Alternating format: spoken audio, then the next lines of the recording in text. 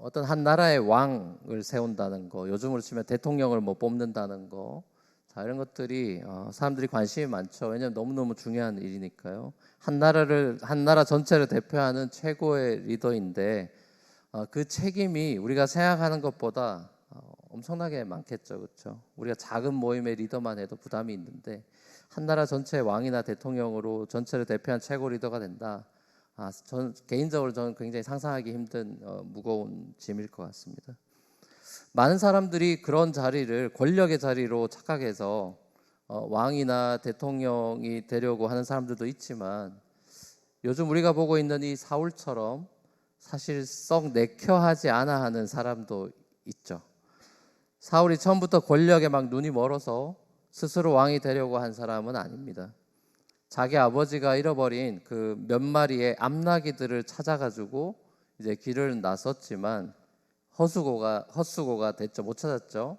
사울의 종이 하나님의 사람 사무엘을 한번 찾아가 봅시다 라고 이렇게 컨설팅을 받고 그 말 듣고 사무엘 찾아갔다가 그것이 인연이 돼가지고 난데없이 왕으로 기름 부음을 받는 사람이죠. 자, 오늘 본문 바로 앞장인 8장을 보면 이스라엘 백성들은 사무엘을 통해서 하나님의 경고에도 불구하고 다른 나라들처럼 우리도 왕이 있어야 되겠다고 고집을 부리고 왕을 구합니다. 인터레스팅하게도 사울이란 이름의 뜻이 구하여 얻은 사람이란 이름의 뜻입니다. 사울 왕이 하나님께서 처음부터 원하셨던 왕이라기보다는 사람이 구해서 얻어낸 왕이라고 할 수 있는 거죠. 사실은 사울은 하나님께서 기뻐하신 뜻이라기보다는 하나님이 그냥 마지못해 허용해 주신 뜻인데 이 사울의 스토리는 결국 우리가 알다시피 좋지 못한 결과적으로 진행이 되고 말죠. 하나님께서 기뻐하시지 않는 뜻을 인간들이 이제 고집을 피우면 결국 화를 자초하게 된다라는 교훈도 우리는 사무엘상에서 깨닫게 됩니다. 자, 하나님이 이스라엘의 요구에 따라서 사울을 왕으로 세우라고 사무엘에게 말씀해 주죠. 아버지 기스의 암나귀를 찾기 위해서 시작된 그 여행이 사울이 선지자 사무엘에 의해서 왕으로 기름 부음 받는 소명으로 가는 그런 발걸음이 되었는데 본인은 전혀 몰랐겠죠. 사실 이렇게 우리 삶에도 어떤 우연한 만남이 나의 부르심, 소명을 발견케 하는 계기가 되는 경우들이 있는 것 같습니다. 그렇죠?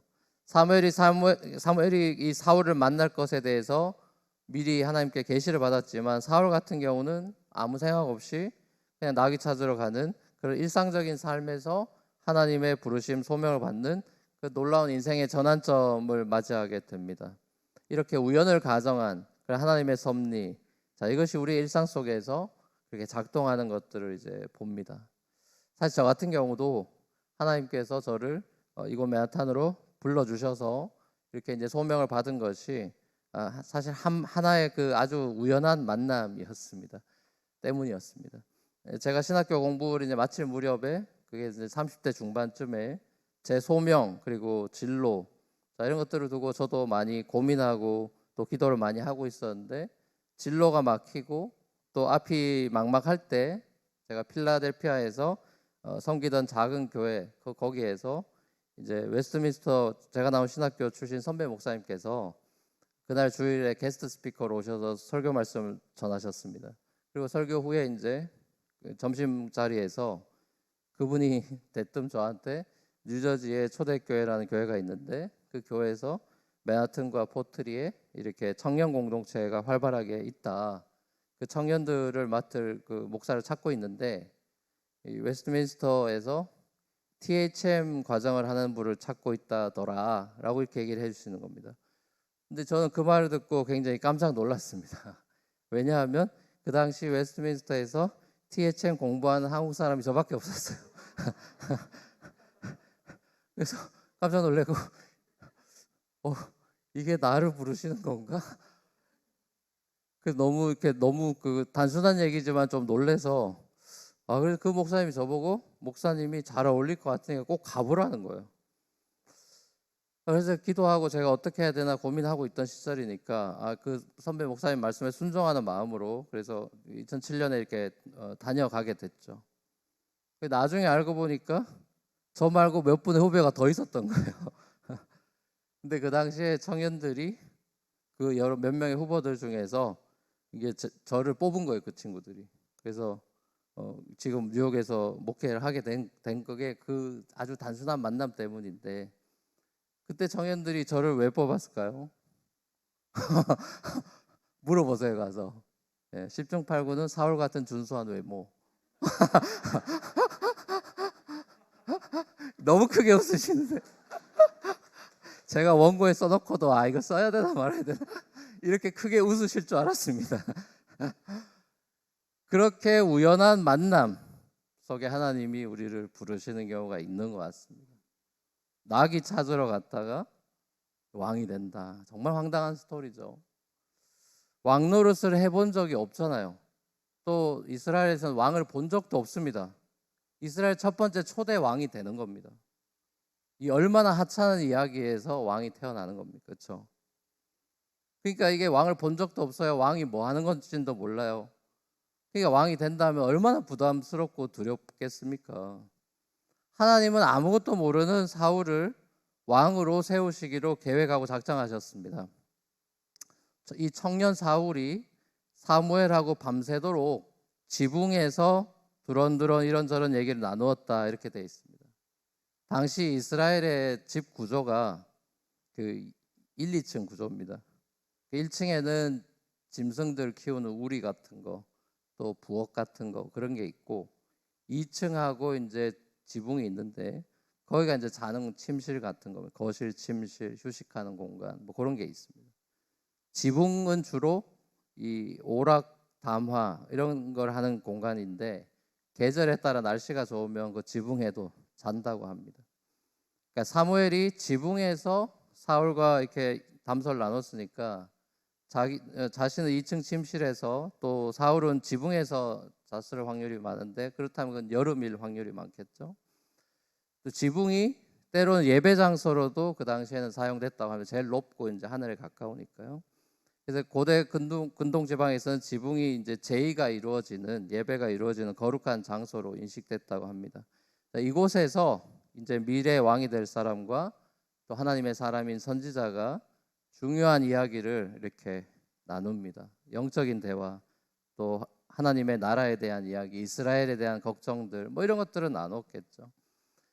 자, 청년 사울이 밤이 깊도록 이 선지자 사무엘과 깊은 대화를 나눴지만, 자기가 다음날 왕으로 기름 부음 받을 줄은 그때까지는 잘 몰랐던 것 같아요. 직접적으로 사무엘이 얘기를 안 한 것 같습니다. 왜냐하면 사울은 자신의 말처럼 이 베냐민 지파 사람이기 때문이다. 자, 그게 왜 디스퀄리피케이션, 왜 왕 될 사람이 베냐민 지파면 왜 안 되냐?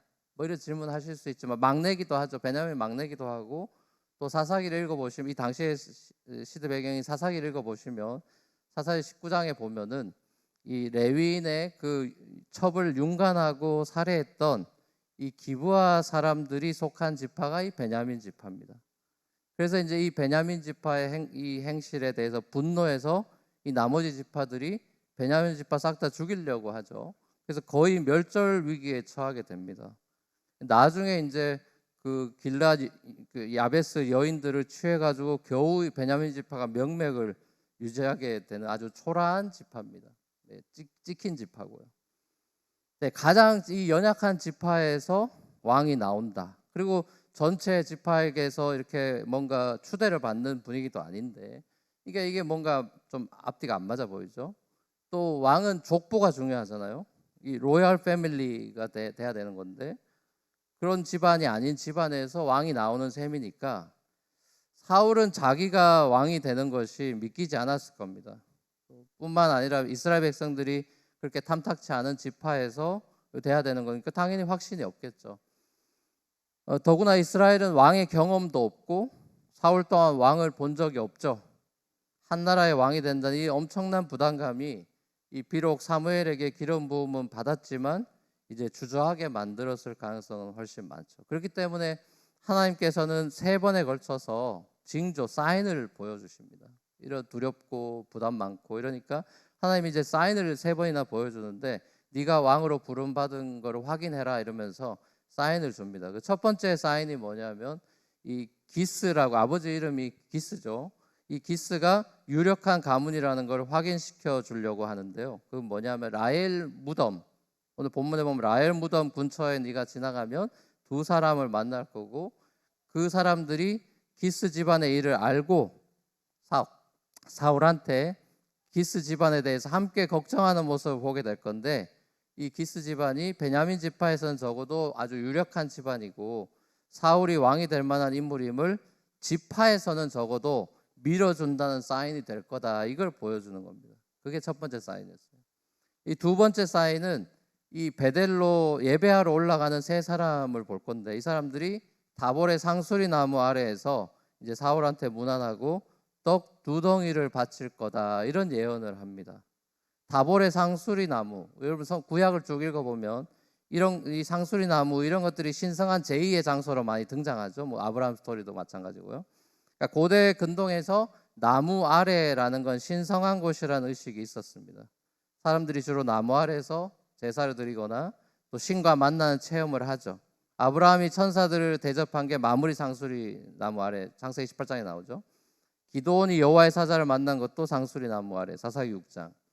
또 드보라가 재판을 한 장소도 종려나무 아래, 또 기드온의 아들 아비멜렉을 불법적으로 왕 삼은 장소도 상수리 나무 아래입니다.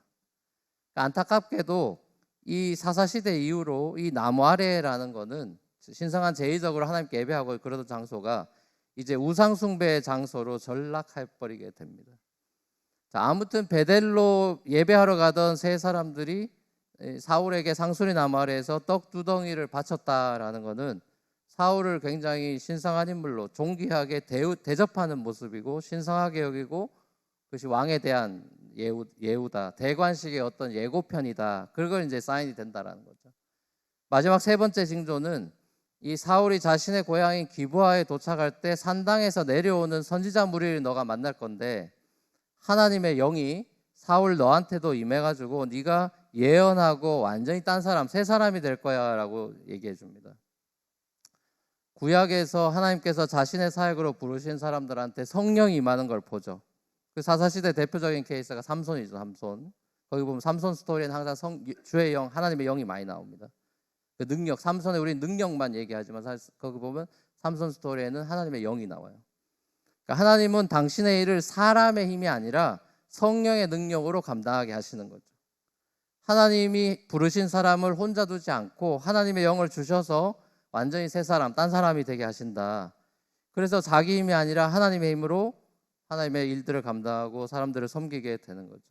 그래서 성령의 능력을 의지하지 않을 때 이 하나님에 대한 섬김이나 사람들에 대한 섬김 이런 것들이 힘들어지고, 삼손 스토리에서는 완전히 다 모든 능력을 잃어버리게 되죠. 우리가 이제 사역을 하다가 열심히 교회 사역이나 주의 일들을 감당하다가 번아웃 되는 경우도 많죠. 자, 그리고 또 물론 사람이니까 연약하니까 그렇지만 사실은 어떻게 자기 자신을 돌아볼 때는 내가 내 힘으로 했나 주님이 주신 힘으로 했나, 이걸 한번 점검해 볼 필요가 있습니다. 왜냐하면 베드로전서 4장 11절에 보면 사도 베드로가 이런 말씀을 하기 때문입니다. 이거 같이 한번 읽어보겠습니다. 시작. 말하는 사람은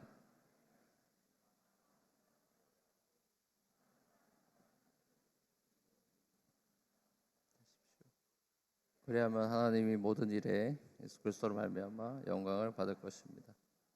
영광과 권세가 영원무궁하도록 그에게 있습니다. 아멘.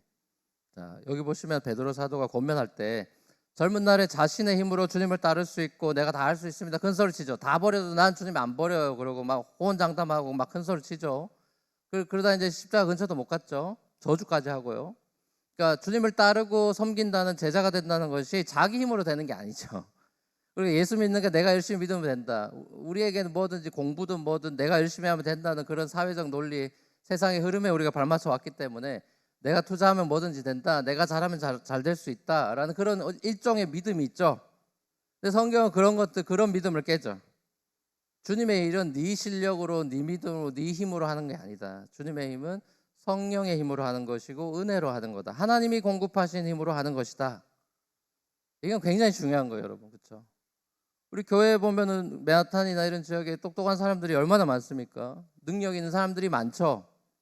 주님이 일하시는 방법은 능력 있는 사람을 뽑는 것이 아니라 주님 앞에 순종하고요, 은혜를 구하고요, 하나님의 힘을 의지하는 사람들, 그런 사람들을 하나님이 쓰십니다. 그렇죠? 하나님께서 사울을 택하시고 부른 거는 사울이 특별해서가 아니고 평범하다니까요. 평범한 사람이고 베냐민 지파 약한 사람이기 때문에 왕 될 사람이 아닙니다. 근데 그런 사람을 뽑으셔서 하나님의 능력을 보여주시려고 초대 왕부터 그렇게 선택을 하십니다. 다윗도 마찬가지죠, 사실. 그렇죠? 말제 아무도 관심 없는 다윗 데려와가지고 기름 붓습니다. 이게 하나님의 일이에요. 사울은 몰랐습니다. 그래서 그는 소명을 받고도 주저하고 하나님만을 신뢰하고 그의 능력을 믿고 용기 있게 행동하지를 못해요.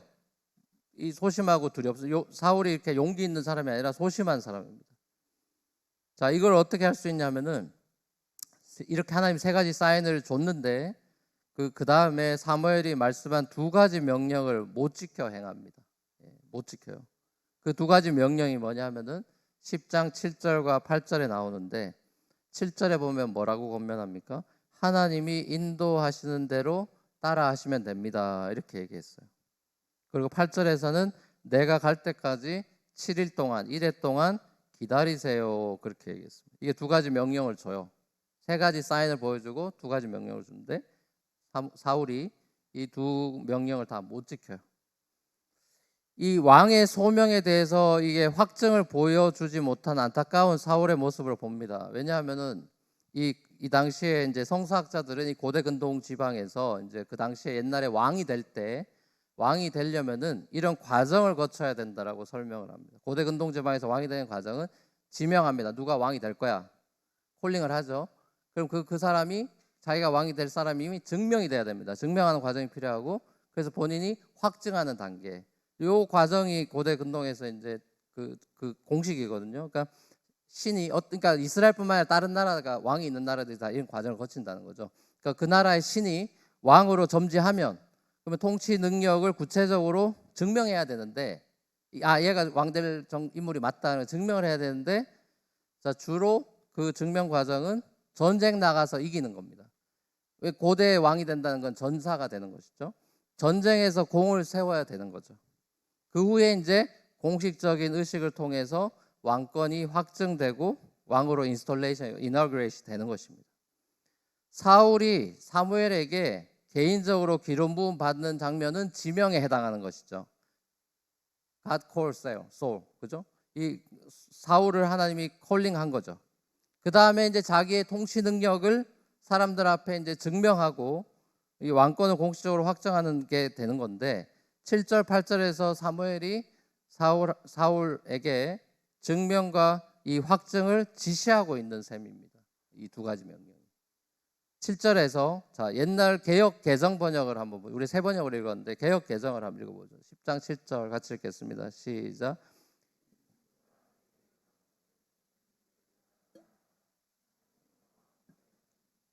예. 이 세 가지 징조가 너한테 사인이 오면 네가 이제 기회를 따라서 행해라. 하나님이 너와 함께 하신다. 이렇게 딱 용기를 불어 넣어 주죠.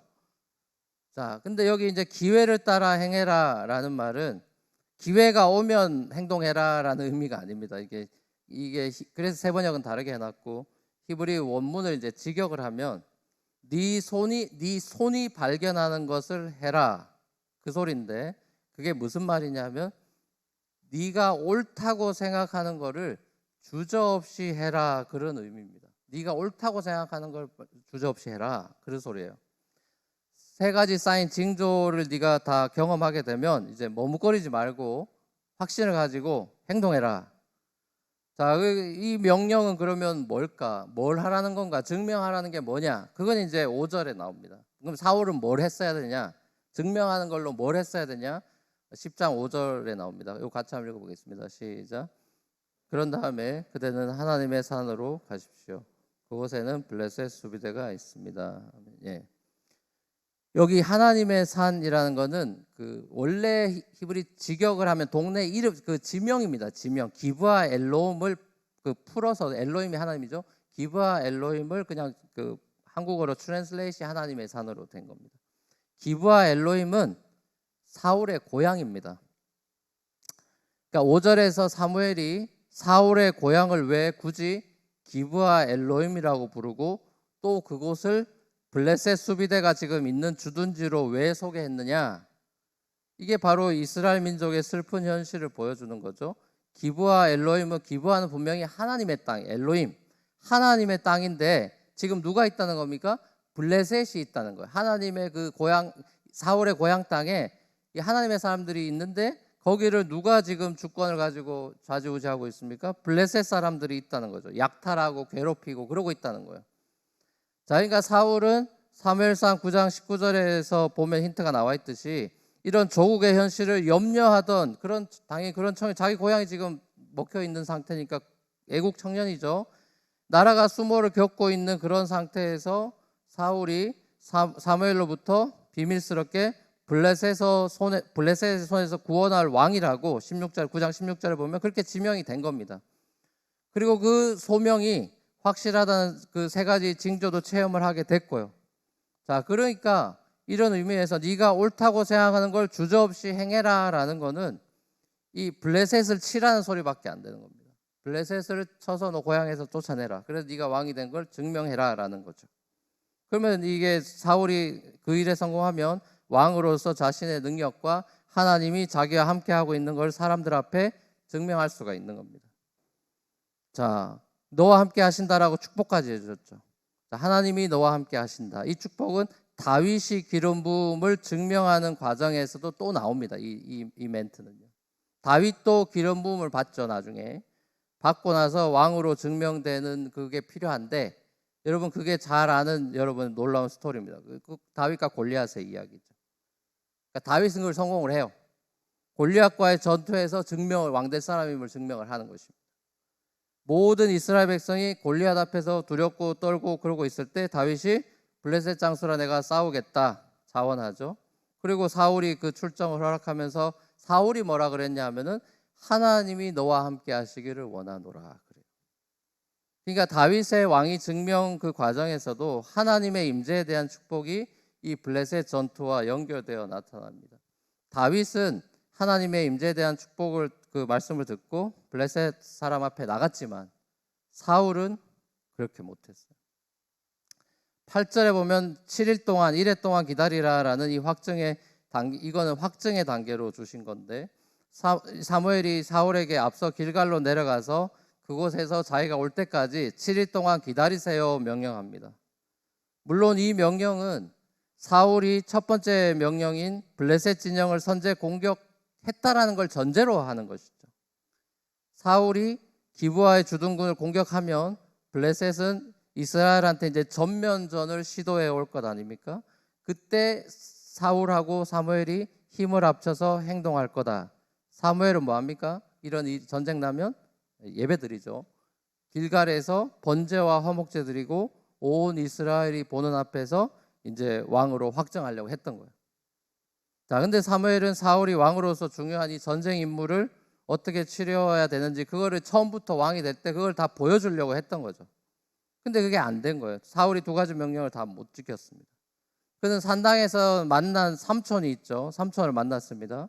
그래서 자신이 왕으로 부름받은 거, 또 징조, 이 명령에 대해서 얘기를 할 법도 한데 그런 얘기는 하나도 못하고 그냥 암나기의 행방, 이거에 대한 이 자신 사무엘이 뭐라고 말했는지 그것만 전달하지 왕에 대한 얘기는 뺍니다.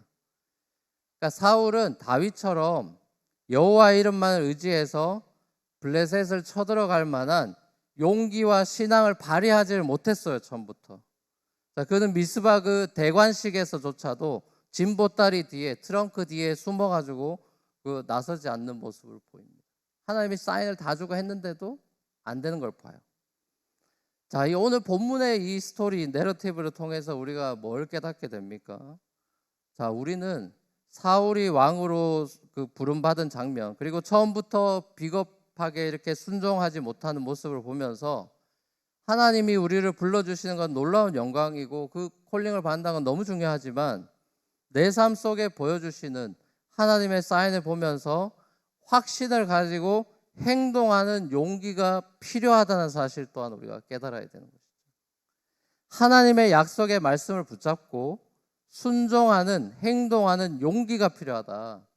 저와 여러분의 하나님이 우리를 부르시고 인도하시는 분이시잖아요. 하나님 우리를 하나님의 자녀이자 또 왕 같은 제사장으로 우리를 부르셨습니다. 그래서 이 땅 가운데 우리가 전쟁을 치르죠. 거룩한 전쟁을 치르며 영광을 드러내고 하나님의 나라를 확장시켜 나가는 그런 왕의 자녀로 부르셨고 그런 권세와 성령을 주셨죠. 그래서 딴 사람이 되게 하셨잖아요. 그렇죠? 근데 그러니까 결국 사울은 잠깐 맛봤던 예수의 부활의 영이신 성령, 구약에서는 성령은 잠깐 맛보기로 등장하시죠. 그렇죠? 그 성령이 우리에게는 예수 그리스도 사건으로 인해서 완전히 부어져서 우린 정말 새 사람이 됐고 우리의 마음의 그 할례까지 다 이루어졌지 않습니까? 자, 그렇기 때문에 우리는 히브리서 설교자가 고백한 대로 뒤로 물러가 침륜에 빠져버릴 자가 아니라 오직 영혼을 구원함에 이르는 믿음을 가진 사람들이 되는 것이죠. 히브리서 11장에 그 믿음의 영웅들이 다 나와요. 그 사람들은 전부 다 용기를 낸 사람들이죠. 우리 진영으로 자꾸만 들어오는 블레셋 세상으로 믿음으로 선제 공격하고 다윗처럼 골리앗을 무너뜨리기 위해서 주저함 없이 용기 있게 행동하며 나아가는 것이 신앙인의 모습이다. 우리가 이런 스토리에서 깨닫게 되는 겁니다. 지난 우리 4주간에 걸쳐서 이 맨하탄과 또 북부 뉴저지 또 롱아일랜드시리, 저지시리 우리가 이렇게 돌아다니면서 수요 브릿지 예배를 드렸습니다. 지역에 사시는 성도들이 생각보다 많이 오셨어요. 많이 오셔서 함께 예배하는 기쁨이 굉장히 컸습니다. 우리가 팬데믹의 핑계를 많이 댔죠. 팬데믹도 길기도 했고 그게 우리가 타격을 입은 것도 사실이긴 한데 우리가 팬데믹을 지나면서 우리의 허약해지고 또 나약해진 우리의 영혼이 예배와 또 기도회와 각종 모임으로 회복되는 그런 계기가 되면 좋겠다라는 걸 소망하면서 우리 청년부도 수련회 또 시드도 수련회 또 우리 가정목회도 시리즈로 수련회 또 이렇게 동네마다 돌아다니면서 우리가 예배하면서 무너진 예배를 그리고 기도 연약한 무릎들을 세워나가는 자 그런 그걸 꿈꿨고 하나님이 감사하게도 정말 매 그런 모임과 예배들마다 너무 큰 은혜를 주시는 걸 제가 느끼고 있어요. 많이 모여야 은혜를 주시는 게 아니라 3-4명이 모여서도 주의 이름을 부르는 그 작은 우리 제단을 쌓는 그런 현장에 하나님께서 우리와 함께 하신다는 걸 제가 많이 느끼고 너무 감사했던 시간이었습니다. 우리 교회를 향한 하나님의 부르심과 인도하심을 우리가 느끼고 함께 우리가 더 맨하탄 땅에서 용기 있게 행동해야 되겠다. 그런 메시지를 우리에게 주시는 것 같습니다. 하나님께서 우리 교회에게 주신 어떤 비전과 사명, 특별히 다음 세대를 세우는 일, 자 우리가 거기에 헌신하고 동역하고 또 여러 지역에 우리가 예배 공동체를 세우고 교회를 세우는 그런 주님의 거룩한 일을 우리가 꿈꾸고 있잖아요. 자 그 꿈이 그냥 헛된 꿈이 아니라 하나님이 우리의 연약한 우리와 함께 하셔서 하나님이 그 놀라운 일을 행하셨다. 하나님이 물맷돌 5개로 골리앗 쓰러뜨리게 하시는 놀라운 일을 하나님이 행하셨다라는 그런 이야기와 간증들이 우리 교회에 더 풍성하게 되기를 축복합니다. 우리에게 주신 주 예수 그리스도의 풍성한 은혜와 성령의 기름 부으심을 우리가 증명하고 확증하고 이 세상을 이기며 나아가는 그런 용기 있는 공동체가 되면 좋겠습니다. 여러분 개인을 향한 하나님의 부르심도 저는 마찬가지라고 생각합니다. 하나님께서 여러분에게 말씀을 주시고 가정예배든 큐티든 묵상의 시간이든 하나님 여러분에게 메시지를 주시고 사인을 주시고 교육자를 통해서든 순장님을 통해서든 친구를 통해서든 하나님께서 여러분들에게 사인을 여러 번 주시고 연약하면 연약할수록 사인을 많이 컨펌을 많이 주시겠죠. 자 그것을 여러분들이 민감하게 알아차릴 수 있도록 여러분들이 성령 안에서 무시로 기도하시기를 바랍니다. 사랑하는 우리 뉴프런트 교회 성도 여러분, 저와 여러분들이 믿는 우리 하나님은 우리 타이틀처럼 My God is King, 우리 하나님은 왕이신 하나님입니다. 우리를 부르시고요, 왕이 우리를 부르시고 가장 옳은 길로 인도하시고 합력하여 선을 이루어 가시는 왕이신 멋진 하나님이십니다. 주님께서 여러분을 부르실 때 믿음으로 순종하며 용기 있게 나아가십시오. 주님께서 기회 주실 때 미적거리거나 불순종하지 마시고 용기 있는 행동으로 믿음으로 옮기십시오. 여러분 삶 가운데 놀라운 일, 하나님이 이루실 아름다운 일을 맛보고 주님을 찬양하게 되는 저와 여러분의 삶이 되기를 주님의 이름으로 간절히 축원합니다.